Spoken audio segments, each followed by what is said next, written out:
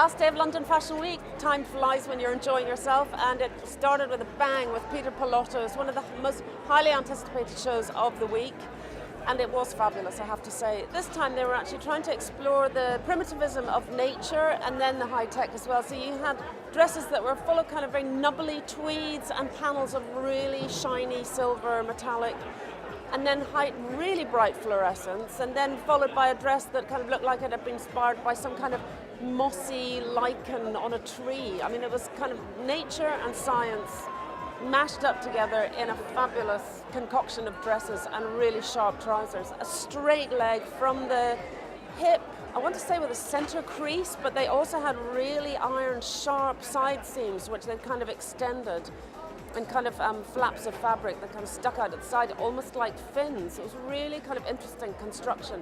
Again, kind of playing off the two opposites, either really soft and drapey or really sharp and geometric. It's great. They really are designers who are emerging as big stars. So I'm just about to head off. It's a really busy day. Some hot tickets, including Jonathan Saunders, which we're all really looking forward to. And then, of course, the finale, Burberry.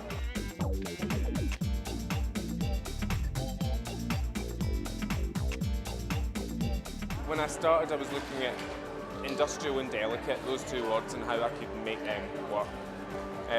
So it was a kind of bonding process, much looser and freer. Like I just spent days in the studio just painting the fabrics. And how did that feel after a few years of doing digital? You were getting back to your roots, yeah? It was amazing. It's just really kind of, and it inspires you to what the dress becomes. It inspires you to what the silhouette is. You know, all of those things all kind of work together.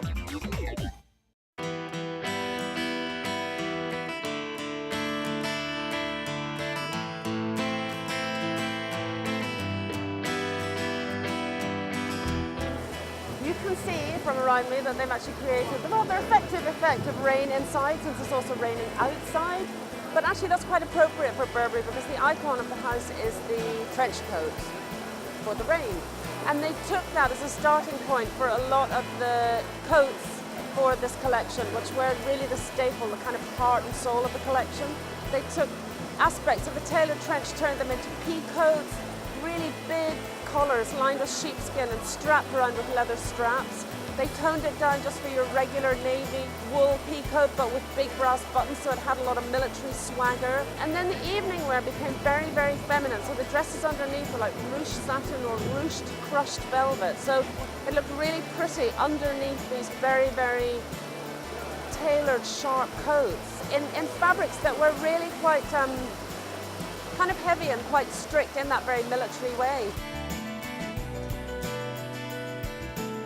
I loved, working on all the flying jackets and these aviation jackets. I love the idea of taking these very utilitarian, very kind of real uniform pieces and making them feel sexy and strong. And I just found it incredibly adaptable and very similar to a trench coat, that it was great for men, great for women, could be sexy, could be protective. So it kind of stood for everything that we stand for. Yeah, absolutely. And then of course the other thing that you stand for, which we saw this week, is beautiful gowns. We saw Oh, thank you. Yeah. At the BAFTAs in your beautiful dress. She's so beautiful anyway, so And yeah. how did that come back? Did she come in for fittings, or is she a perfect sample size anyway? She's a pretty great sample size, yeah. She has a great body, so we didn't need to do very much work for her, yeah. Okay, so London Fashion Week draws to a close, and I think once again London has done itself really proud, because unlike many of the other very commercially oriented cities where businesses are really big, London is made up of much smaller businesses, and they all very much do their own thing. It's very, very individualistic and very eclectic, which for me is the secret to success right now, because